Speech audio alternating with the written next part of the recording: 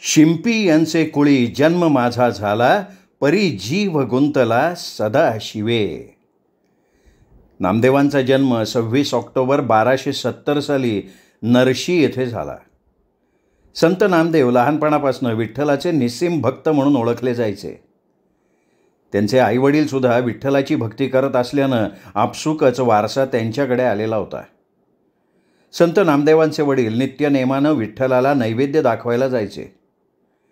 एक दिवशी अचानक त्यांना गावाला जायचं होतं, तेव्हा ही नैवेद्य दाखवायची जबाबदारी ते नामदेव महाराजांच्यावर सोपवून गेले. नामदेव महाराज नैवेद्य घेऊन मंदिरात गेले. त्यांनी हात जोडून त्या भगवंताला नैवेद्य खायला सांगितला, पण ती दगडाची मूर्ती काही केल्या हालत नाही हे नामदेव महाराजांच्या लक्षात आलं. आपण जर हा नैवेद्य देवाला खाऊ नाही घातला तर घरी आईबाबा ओरडतील, म्हणून नामदेव महाराजांनी तिथे डोकं वाढवून घ्यायला सुरुवात केली. अगदी लहान वयात ते विठ्ठलाला म्हणाले, हे बघ विठ्ठला, तू जर हा नैवेद्य नाही खाल्लास तर मी डोकं फोडून घेईन तुझ्यासमोर. आणि खरंच नामदेव महाराजांनी रक्त येईपर्यंत डोकं बडवलेलं बघून त्या सावळ्या विठुरायाला त्या चिमुकल्या जीवाचा भाव कळला आणि ते प्रकट झाले. विठुरायानं त्यांच्याबरोबर तो नैवेद्य आवडीनं ग्रहण केला. नामदेव महाराज खरकटं तोंड घेऊन रिकामं ताट घेऊन घरी परतल्यावर आईबाबांनी विचारलं की नैवेद्य तू खाल्लास का कुठं टाकून आलास? यावर ते उत्तरले की नाही बाबा, मी नैवेद्य विठ्ठलाला खाऊ घालून आलो आहे. त्यांचा विश्वास बसेना. त्याने नामदेवांना बडवलं आणि शेवटी मंदिरात बघायला आले तर काय, विठ्ठलाच्या श्रीमुखाला खरकटं लागलेलं दिसलं. तेव्हापासून नामदेवांची श्रेष्ठता सगळ्यांनी मान्य केली. लहानपणापासूनच ते विठ्ठलाबरोबर बोलायचे, भांडायचे. त्यामुळे त्यांच्याकडे गची बाधा वाढत चालली होती. मीच विठ्ठलाचा श्रेष्ठ भक्त आहे अशी भावना त्यांच्या मनात रुजली होती. त्यामुळे भक्तीचा अभिमान आणि गर्व खूप वाढलेला होता. असंच एकदा संत ज्ञानेश्वर, सोपान, गोरोबा कुंभार एकत्र भेटले. तेव्हा त्यांच्या भेटीतून असं लक्षात आलं की नामदेव महाराजांना आपल्या भक्तीचा भलताच गर्व चढलेला होता. तेव्हा गोरा कुंभारानं आपल्या थोपटण्यानं सगळ्यांच्या डोक्यावर मारलं आणि म्हणाले, नामदेवाचं मडकं अजून कच्चं आहे. यावर ते विचार करायला लागले की मी तर विठ्ठलाच्या इतका जवळ असून माझं मडकं कच्चं असं का म्हणताय? कारण नामदेवांनी अजून गुरु केलेला नव्हता. त्यामुळे त्यांना ते ज्ञानचक्षूच्या आव्यापासून दूर राहिल्यामुळे अजूनही त्यांचं मडकं कच्चं होतं. शेवटी औंढी नागनाथाच्या ठिकाणी ते विसोबा खेचर ज्ञानेश्वरांचे भक्त झाले. त्यांच्याकडे नामदेवांना जायला सांगितलं. एक वेळ हे संसारात ग आलेला चालतो, पण परमार्थात गची बाधा झाली तर अधोगती होते. नामदेव महाराज सांगितल्याप्रमाणे विसोबा खेचराकडे गेले. ते 70 वर्षाचे वयोवृद्ध गृहस्थ महादेवाच्या पिंडीवर पाय ठेवून बसलेले बघितले. नामदेव महाराजांना त्या वृद्धाची किळस आली. ते म्हणाले, काय हा गृहस्थ, देवाच्या पिंडीवर कोणी पाय ठेवून बसतं का? ते त्या गृहस्थाला ओरडायला लागले. तेव्हा वृद्ध विसोबा खेचर म्हणाले, मी आता थकलो आहे, तेव्हा माझा पाय तू उचलून दुसरीकडे ठेव. त्यांनी असं म्हटल्यावर नामदेव महाराजांनी त्यांचा पाय दुसऱ्या बाजूला ठेवताच तिथेही पिंड निर्माण झाली. बघता बघता जिथे जिथे त्यांचा पाय उचलून ठेवावा तिथे तिथे पिंड निर्माण झाली. आणि ते बघून नामदेवांनी त्या गृहस्थाच्या अंतरीची भक्ती ओळखून नामदेव त्यांना शरण गेले आणि त्यांना गुरु केलं. तेव्हा त्यांच्या लक्षात आलं की विठ्ठल फक्त विटेवरच उभारलेला देव नाही, तर तो जळी, स्थळी, काष्ठी, पाषाणी, अणुरेणू चराचरात व्यापलेला आहे. तेव्हा आपोआप त्यांच्याकडे आलेला गर्व नाहीसा झाला. म्हणूनच एकदा टोपल्यातली पुरणपोळी कुत्रं घेऊन पळत असताना नामदेव महाराज त्याच्या मागे तुपाची वाटी घेऊन पळायला लागले आणि म्हणाले, अरे विठ्ठला थांब, कोरडी पोळी खाऊ नको, ही धर तुपाची वाटी. म्हणजे काय, तर इतके दिवस ज्याला माणसातला देव कळत नव्हता तेच गुरु केल्यावर त्यांना कुत्र्यातही देव दिसायला लागला. आणि म्हणूनच सद्गुरू विना वा सापडे ना सोय, धरावे ते पाय आधी आधी असं म्हटलं जातं. इहलोक साधा या कारणे, जाणत्याची संगती धरणे, परलोक साधा या कारणे, एक सद्गुरू सर्व पाहिजे. ऐल तीरावरून पैल तीरावर जाण्यासाठी प्रत्येकाच्या जीवनात गुरूंना अनन्यसाधारण महत्त्व आहे. गुरु म्हणजे आपल्याला देवापर्यंत जाण्याचा मार्ग दाखवणारा, आपल्या जीवनात उपदेश करता. लहान असो किंवा मोठा आहे याला महत्त्व नाही आहे, तर त्यांनी उपदेश दिला की तो आपला गुरु झाला. म्हणून समर्थ रामदास महाराजांनी आपल्या दासबोधात दशक पहिला समास चौथ्यात सद्गुरू स्तवन हा समास लिहिला आहे आणि त्यात खूप सुंदर वर्णन समर्थ करतात. ते म्हणतात, आता सद्गुरू वर्णवेना जेथे माया स्पर्शू शकेना, ते स्वरूप मज अज्ञाना काय कळे. न कळे नेती नेती ऐसे बोलतसे श्रुती, तेथे मज मूर्खाची गती पवाडेल कोठे. मज न कळे हा विचारू, दुरून माझा नमस्कारू, गुरुदेवा पैल पारू पाववी आता. ते म्हणतात की सद्गुरूंचं वर्णन करताना वेदही थकले. शेषानं 2 जिव्हांनी वर्णन करण्याचा प्रयत्न केला, पण तोही मौनावला. त्या सद्गुरूला क्षीरसागराची उपमा द्यावी तर तोही कालांतरानं आहे. सद्गुरूला अमृताची उपमा द्यावी तर तेही विटेल. पर्वताची उपमा द्यावी तर त्याच्याकडे जडत्व आहे. सद्गुरू एवढा मऊ आहे, सद्गुरूला ना परिसाची, ना कामधेनूची, ना चिंतामणीची उपमा देता येत. इतक्या सुंदर भाषेत त्यांनी वर्णन केलेलं आहे गुरूचं. संत नामदेव महाराज कीर्तन खूप सुंदर करायचे. एकदा देवलोकीचं अमृत नासलं होतं, तेव्हा त्याचा कुंभ नामदेव महाराजांच्या कीर्तनात आणून ठेवला. ते अमृत परत आहे तसं झालेलं होतं. त्यांच्या कीर्तनाचा महिमा अनन्यसाधारण मानला जातो. संत नामदेव महाराजांनी गवळणी लिहिल्या, विराण्या लिहिल्या. नामदेवांनी ज्ञानेश्वरांचं चरित्र लिहिलं आहे. त्यात ते 4 भावंडांविषयी सुंदर लिहितात. म्हणतात, तिन्ही देव जैसे परब्रह्मीचे ठसे, जगी सूर्य जैसे प्रकाशले. धन्य ते निवृत्ती, धन्य ते सोपान, धन्य ते निधान ज्ञानदेव. उपजाताची ज्ञानी हे वर्म उमजोनी, आले लोटांगणी नामदेव. ज्ञानेश्वर माऊलींनी जिवंत समाधी घेतलेली बघून अवघे जन हळहळ करायला लागले. नामदेव महाराजांनाही पाण्याविना माशाची कशी तडफड होते तसं वाटायला लागलं. नामदेव महाराज विठ्ठलाला म्हणतात, नामदेव म्हणे वाटतसे खंती, चालली विभूती योगी यांची. ज्ञानेश्वर महाराज त्यांना सोडून गेल्यामुळे त्यांचं मन इथे रमेन असं झालं. त्यात मुस्लिम राजवट, सत्ताचा धुमाकूळ माजल्यामुळे संत नामदेव महाराजांनी आपला प्रवास पंजाबकडे वळवला. ते पूर्ण पंजाब फिरले आणि विठ्ठल भक्तीचा प्रसार त्यांनी जगभर केला. हिंदी भाषेतून दोहे लिहिले. सुरुवातीला त्यांनाही तिथे खूप त्रास झाला, पण परत त्यांचा महिमा सर्वजण गायला लागले. संत नामदेव आपल्या हिंदी कवनातून फार सुंदर लिहितात. हिनदित जात मेरी पंढरी के राया, ऐसा तुमने नामा दर्जी काहे को बनाया. ताल बिना लेकर नामा देउल में गाया, पूजा करते ब्राह्मण उन्होंने बाहर डकाया. देवल के पीछे नामा अल्लख पुकारे, जिधर जिधर नामा उधर देउल ही फिरे. नाना गवा वर्ण उनका एक वर्ण दूध, तुम कहाँ के ब्राह्मण हम कहाँ के शूद. संत नामदेव या कवनातून सांगतात की हे विठ्ठला, मला शूद्र जातीचा का बनवलंस, मला शिंपी बनवलंस. मी टाळ न घेता मंदिरात गायलो तर ब्राह्मणानं शूद्र म्हणून मला बाहेर काढलं. तेव्हा आम्ही देवळाच्या पाठीमागे अल्लाकीचा पुकारा केला, तर जिथं जिथं मी कीर्तन करत होतो तिथे तिथे देऊळ फिरायला लागला. नाना वर्णाच्या रंगाच्या गायी असतात. देवा, त्यांचं दूध पांढरं शुभ्र एकसारखं असतं ना, मग हे कुठले ब्राह्मण आणि मी कुठला शूद्र, असा प्रश्न नामदेव महाराज विठ्ठलाला करतात. आजही शीख लोकांच्या गुरुसाहिब या ग्रंथात संत नामदेव महाराजांचे दोहे आपल्याला ऐकायला मिळतात, बघायला मिळतात. संत नामदेव महाराजांनी वारकरी संप्रदायाची विठ्ठल भक्तीची मुहूर्तमेढ तिथे जाऊन रोवली. अमृताहुनी गोड नाम तुझे देवा, नाम तुझे देवा, असे अमृताहून गोड असणारे अभंग, स्वतःचं आत्मचरित्र, पाळणे असं विविध वाङ्मय त्यांनी लिहिलं. घेईन मी जन्म याचसाठी देवा, तुझी चरण सेवा साधावया. हरिनाम संकीर्तन संतांचं पूजन, घालू लोटांगण संतांचे पायी. श्री विठ्ठल मंदिराच्या पूर्वद्वाराला महाद्वार असं म्हटलं जातं. त्या महाद्वाराजवळ महान संतांच्या समाध्या आहेत. त्याचपैकी एक म्हणजे नामदेव पायरी, जिथे नामदेव महाराजांनी समाधी घेतली. आपण विठ्ठल मंदिरात जात असताना आधी नामदेव पायरीचं दर्शन घेतो, तीच नामदेव समाधी. एकदा म्हणे विठ्ठलानं नामदेव महाराजांना विचारलं की नामदेवा तुला काय हवं आहे ते माग. नामदेव महाराज लगेच म्हणाले, देवा मला ते वैकुंठ, धन, संपत्ती, मला मोक्षसुद्धा नको आहे.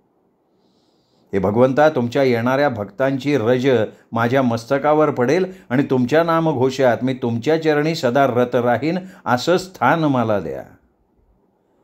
असं म्हणून त्यांनी हात जोडले आणि भगवंतांनी विठ्ठलाच्या महाद्वारापाशी असलेल्या भूमीकडे बघितलं तर ती भूमी दुभंगली. तेव्हा भगवान म्हणाले, नाम्या बघ, तुला मी तुझ्या हक्काची जागा दिली. तिथे तुझ्या मस्तकावर माझ्या भक्तांची रज पडेल. असं म्हणताच नामदेव महाराजांनी त्यात उडी मारली. त्यावेळेस त्यांची आई गोदाई, वडील दामाशेट्टी, पत्नी राजाई आणि त्यांचे 4ही पुत्र सुना तिथे आल्या होत्या. यावरून असं कळतं की संतांना कशाचाही लोभ नसतो.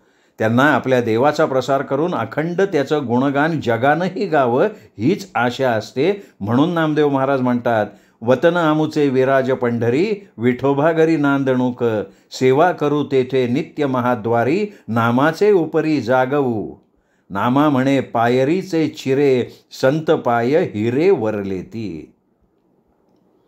आजही वैष्णवांचा मेळा त्या नामदेव पायरीचं दर्शन करून आपलं रज तिथे झाडून आत प्रवेश करतात. कित्येक वारकरी विठ्ठलाचं दर्शन नाही झालं तरी नामदेव पायरीचं दर्शन करून स्वतःला धन्य समजतात. रामकृष्ण हरी विठ्ठला. हरीची या दासा, हरी दाही दिशा, भावे जैसा तैसा हरी एक. हरिमुखी गाता हरपली चिंता, त्यांनाही मागुता जन्म घेणे. जन्म घेणे लागे वासनेच्या संगे, तेची झाली अंगे हरिरूप. हरिरूप झाले जाणणे हरपले, नेणणे ते गेले हरीचे ठाई. हरिरूप ध्यानी हरिरूप मनी, एका जनार्दनी हरी बोला. संत एकनाथ महाराजांचा जन्म इसवी सन 1533 पैठण येथे झाला. शांती ब्रह्म, संत पदाला पोहोचलेले सत्पुरुष, उच्च कोटीचे तत्ववेत्ता, महान समाजसुधारक, संस्कृतचे गाढे अभ्यासक असलेले एकनाथ महाराज. संत एकनाथ महाराजांनी देवगिरीचे जनार्दन नाना यांना आपला गुरु मानलं.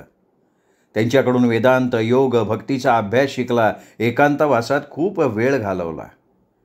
संत एकनाथ महाराजांच्या आईचं नाव रुक्मिणी तर वडिलांचं नाव सूर्याजी कुलकर्णी होतं. त्यांचे आईवडील लहान वयातच देवाघरी गेल्यानं त्यांच्या आजी आजोबांनी त्यांचं संगोपन केलं. त्यांच्या काळात यवनांचा धुडगूस एवढा वाढला होता की अत्याचार, दिवसाढवळ्या स्त्रियांची लूटमार सतत चाललेलं होतं. नाथांना हे बघवेना झालं तेव्हा नाथांनी अंबाबाईला आळवणी करत आंबे दार उघडाता अशा भारुडांचं, अभंगांचं, गवळणींचं सुंदर लेखन केलं. संत एकनाथ महाराजांनी एकनाथी भागवत हे 11 स्कंदात टीका आहे. या 1367 श्लोक आहेत. त्यात त्यांनी 18,810 ओव्या लिहिलेल्या आहेत. नाथांचा भावार्थ रामायणाचा 40,000 ओव्यांचा ग्रंथ प्रसिद्ध आहे. नाथांनी रुक्मिणी स्वयंवरात द्वारकेच्या श्रीकृष्ण आणि रुक्मिणी मातेच्या विवाह सोहळ्याचं वर्णन अवर्णनीय केलं आहे. आजही विठ्ठल मंदिरात नवरात्रीमध्ये रुक्मिणी स्वयंवराचं पारायण केलं जातं. संस्कृत भाषेवर प्रभुत्व असलेले आणि आपल्या वाणीवर सरस्वती नांदत असलेले वाना उत्पात हे पंढरीत विठ्ठल मंदिरात रुक्मिणी स्वयंवराची कथा सांगत असताना कान मंत्रमुग्ध होऊन जायचे. संत एकनाथ हे दत्ताचे उपासक होते. एका जनार्दनी हे त्यांच्या लेखनातली विशिष्ट नाममुद्रा मानली जायची. द्वारकेची मूर्ती एकनाथा घरी, पाणी वाहे हरी कावडीने. श्रीखंड्या चंदन उगाळूनी करी, वस्त्र गंगा तिरी धूत असे. सेवेसी तत्पर उभा ठाई ठाई, देवपूजे समयी तिष्ठत असे. निळा म्हणे देव राखे त्याचे घरी, दत्त चोपदारी करीत असे. भगवंतांनी एकनाथांच्या घरी 36 वर्ष श्रीखंड्याहून काम केलं. देवांचाही देव करतो भक्तांची चाकरी असं म्हटल्याप्रमाणे श्रीखंड्या एकनाथांना पूजेसाठी चंदन उगाळून द्यायचा. त्यांच्या वाड्यात असलेला रांजण खांद्यावर कावडीनं पाणी आणून भरायचा. मूर्तीच्या खांद्यावर गट्टे पडलेत हे आजही दिसतं. देवाची वस्त्रे तो गोदातीरी जाऊन धुवून आणत असे. वाड्यात प्रवेश केल्यावर डाव्या बाजूला आजही रांजण बघायला मिळतो. हा रांजण 21 फूट खोल, 1 ते 1.5 मीटर रुंद असून पूर्ण काळं दगडी बांधकाम आहे. बुडात गोमुख आहे. त्याचं पाणी थेंब थेंब करून गोदावरीला जाऊन मिळतं. हा रांजण कोरडा करायला जेव्हा आजही लोक खाली उतरतात तेव्हा ते सांगतात की रांजणाच्या डाव्या बाजूला कोनाड आहे आणि त्यात सुबक विठ्ठल रुक्मिणीची मूर्ती आहे.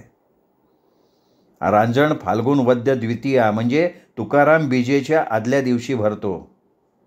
तुकाराम बीजेच्या दिवशी नाथांच्या वंशातल्या सुवासिनी स्त्रिया पहिल्यांदा रांजणात पाणी घालतात. नंतर लहान मुलापासून ते पार वयोवृद्धापर्यंत आपल्याला झेपेल तशी कळशी घागर गंगेतून आणून ओततात. मग हा रांजण कधी 4 घागरी ओतल्यावर पहिल्या दिवशी भरतो, तर कधी 5व्या दिवशी हजारो घागरी ओतल्यावर भरतो. त्या पाण्याला उसळी येऊन पाणी बाहेर पडायचा प्रयत्न करू लागलं की मोठा जयघोष केला जातो, देवाचा रांजण भरला हो. हा जयघोष झाल्यावर विचारतात की शेवटची घागर कोणी ओतली. मग जो कोणी मानकरी असेल त्याचा यथोचित सत्कार केला जातो. पण खूपदा तो सापडतच नाही. तेव्हा सगळेजण ओळखतात की याही वर्षी देव श्रीखंड्याच्या रूपात येऊन गेले. आजही 420 वर्ष झाली तरी द्वारकेचा राणा येऊन एकनाथा घरी पाणी भरतो असं मानलं जातं आणि एकनाथ षष्ठीच्या दिवशी मोठा उत्सव साजरा केला जातो. अशा या थोर संतानं फाल्गुन शके 1600 गोदावरी तीरी समाधी घेतली. राम कृष्ण हरी.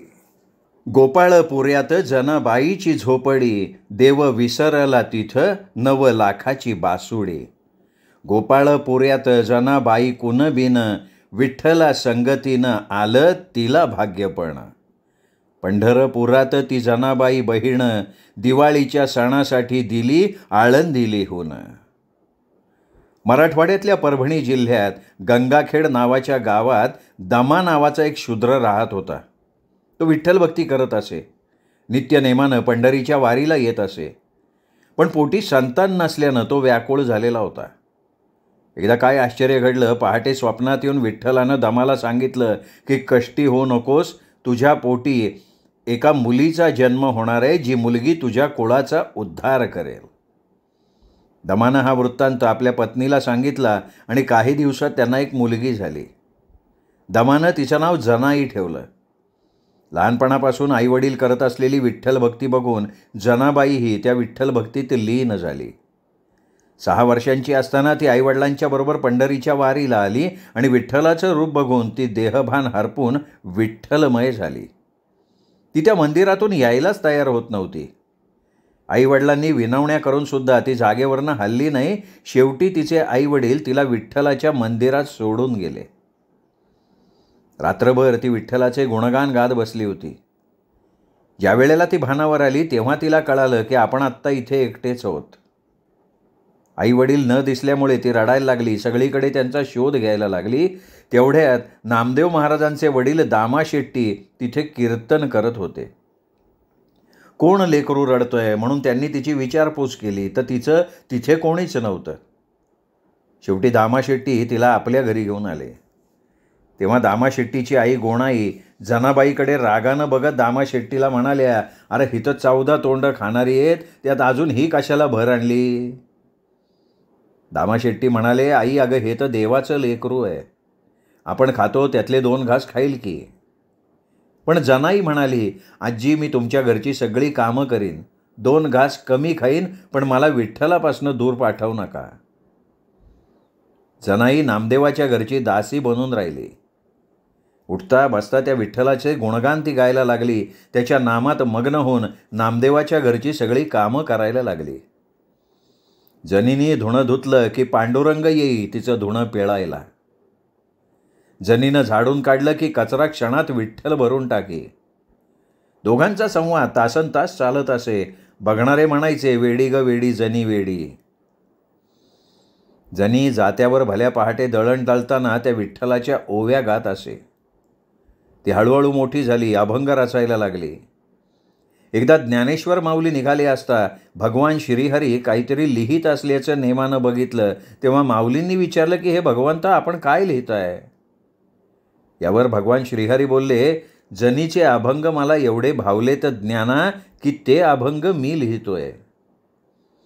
हे ऐकून ज्ञानेश्वर महाराज म्हणाले, खुद्द भगवंत जनीचे अभंग लिहितायत? नामा, अरे जनी फार श्रेष्ठ आहे हो. नामदेव महाराजांनीही जनीचं मोठेपण जाणलं होतं. त्यांचे अभंग, त्यांच्या कवित्वाची चर्चा सगळीकडे वाऱ्यासारखी पसरली. ही वार्ता संत कबीरजींना लागली. संत कबीर म्हणाले, नामदेवाची दासी असून एवढं सुंदर कवित्व, एकदा तिला भेटलंच पाहिजे. म्हणून ते आतुरतेनं जनाबाईला भेटायला गेले. तिचा शोध घेत नदीवर आले. बघतात तर काय, 2 महिला एकमेकांचे केस उपटत भांडत असलेल्या दिसल्या. कबीरजी मनोमन म्हणाले, नक्कीच यातली जनाबाई कोणी नसेल. कबीरजींनी जवळ जाऊन चौकशी केली की मला जनाबाईला भेटायचं आहे, कुठे आहेत त्या? तेवढ्यात जनी म्हणाली, मीच जनी, काय काम आहे? एवढ्यात कबीरजी काहीतरी बोलणार, पण त्या दोघी परत एकमेकींशी मोठ्यांदा भांडायला लागल्या. त्या गोवऱ्या माझ्या, ती म्हणायची या गोवऱ्या माझ्या. जनी रोज शेणाच्या गोवऱ्या लावायची. अधूनमधून ती भांडणंही करायची. जनी म्हणाली, आम्ही दोघं भांडतोय तेव्हा यात तिसरं माणूस तुम्ही आहात, तर तुम्ही हा वाद सोडवा. यातल्या कोणत्या गोवऱ्या कोणाच्या याचा निवाडा तुम्ही करा. कबीरजी म्हणाले, अहो पण या सगळ्या गोवऱ्या शेणाच्या आहेत, गोल आहेत, एकसारख्या आहेत, मी कसा निवाडा करणार? असं म्हटल्यावर जनी म्हणली, कबीरजी खूप सोपं आहे. तुम्ही प्रत्येक गोवरी कानाला लावून बघा. ज्या गोवरीतून विठ्ठल विठ्ठल आवाज येईल ती गोवरी माझी, आणि ज्या गोवरीतून आवाज येणार नाही ती गोवरी तिची. असं म्हटल्यावर कबीरजींनी खरंच त्या गोवऱ्या एक एक करून कानाला लावल्या. तर आश्चर्य काय, जनीच्या गोवऱ्यातनं सुमधुर शब्द स्पष्ट ऐकायला येत होता, विठ्ठल विठ्ठल विठ्ठल. कबीरजींनी गोवऱ्या वेगळ्या करून न्यायनिवाडा केला आणि जनीच्या आध्यात्मिक उंचीची श्रेष्ठता त्यांना कळाली. संत कबीरजी त्यावेळेला जनाबाईंना शरण गेले. जनाबाई त्या विठ्ठलाची भक्ती एवढी करत होती की ती विठ्ठलाला हक्कानं बोलायची, त्याला कामं सांगायची, त्याच्यावर हक्कानं रागवायची. जनीची विठ्ठलावरची आलोट भक्ती तिच्या अभंगातनं आपल्याला कळून येते. जनी विठ्ठलाला म्हणते, धरीला पंढरीचा चोर, गळा बांधुनी या दोर, गळा बांधुनी या दोर, धरीला पंढरीचा चोर. हृदयबंदी खाना केला, त्यात विठ्ठल कोंडी येला, शब्द केली जडाजोडी, विठ्ठल पायी घातली बेडी. धरीला पंढरीचा चोर, जनी म्हणे बा विठ्ठला, जीवेन सोडी मीरे तुला, धरीला पंढरीचा चोर. अशा या जनाईचा विठ्ठलावर एवढा अधिकार होता की ती त्याला आपल्या हृदयात कैद करायची. तो मुरारी, मला या भक्तीच्या जाळ्यातनं मुक्त कर, अशी विनवणी करायचा. तिच्या शब्दाची बेडी ही विठ्ठलावरची अप्रतिम भक्ती असल्याचं दर्शवते. असंच एकदा संत जनाबाई जात्यावर ओव्या गात त्या विठ्ठलाला आळवत होती. त्यावेळेला विठ्ठल मध्यरात्रीचे जनीजवळ जाऊन पोचले. जनीला जातं ओढत तिला दळण्यासाठी मदत करायला लागले. जनी विठ्ठलाचं गुणगान करण्यात आणि जातं ओढण्यात एवढी मग्न झाली होती की पहाट कधी झाली कळलंच नाही. कोंबडा आरवल्यावर आता थोड्या वेळानं तांबडं फुटणार म्हटल्यावर जनी विठ्ठलाला हलवत म्हणाली, हे भगवंता, तुमच्या काकड आरतीची वेळ झाली आहे. तुम्ही जर तिथे दिसला नाही तर सगळीकडे गोंधळ उडेल, रुक्मिणी मातेला वाईट वाटेल. तेव्हा उठा भगवंता, तुम्ही पहिले मंदिराकडे जा. असं म्हणतात की तो श्रीधर तसाच उठून लपत भुयारातून थेट मंदिरात जाऊन पोहोचला. पण जात असताना आपला रत्नजडित हार आणि लवखलाखाचा मखमली शेला जनीच्या घरी खुंटीला टांगलेला विसरून गेला. पुजाऱ्यानं पांडुरंगाचे नित्य उपचार केले. तेवढ्यात एका पुजाऱ्याच्या लक्षात आलं की भगवंताचा शेला आणि रत्नजडित हार इथे दिसत नाहीये. झालं, वार्ता सगळीकडे पसरली. त्या हाराचा आणि शेल्याचा शोध घेण्यासाठी सगळ्यांची चौकशी करण्यात आली, पण शोध काही लागला नाही. शेवटी एकजण म्हणाले, ती जनीसारखी विठ्ठल विठ्ठल करत असते, तिच्या घरी जाऊन बघू. सगळ्यांची फौज जनीकडे वळाली. बघतात तर काय, जनीला मदत करताना भगवंतांनी काढून ठेवलेला हार आणि शेला तिथे खुंटीवर सापडला. जनीवर देवाचं वस्त्र आणि दागिने चोरल्याचा आळ घेतला गेला. तिला देहदंडाची म्हणजे सोळावर चढवण्याची शिक्षा द्यायचं ठरलं. जनीने ओरडून सांगितलं, मी चोरी केली नाही, तो भगवंत माझ्या घरी आला होता, पण कोणाचा याच्यावर विश्वास बसत नव्हता.